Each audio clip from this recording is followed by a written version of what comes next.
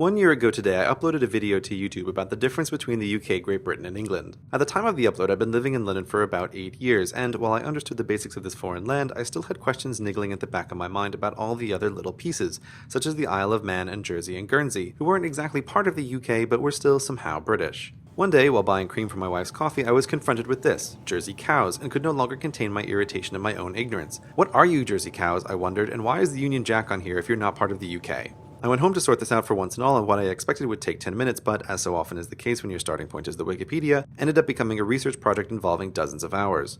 To not feel like I completely wasted my time, I turned it into the video I eventually uploaded to YouTube. I asked some locals what they thought, and soon was attacked by the monster of viral videos. Fast forward to today, and I now find myself in the odd position of being a socially reclusive guy followed by 100,000 plus people whose videos have been seen more than 10 million times, which is more than a bit overwhelming if I think about it too much. But I want to say a huge thank you to each and every one of you. Not personally, of course, as reading 100,000 plus names at 1 second each would take about 28 hours, but a general thank you.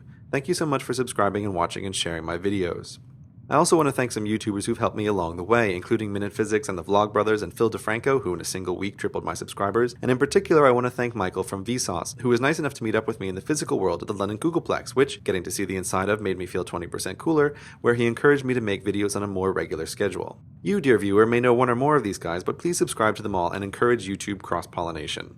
I don't know exactly where this channel is going to go in the future, but it's been an interesting ride so far, and if you stay with me, I sincerely hope to keep making more stuff that you'll like.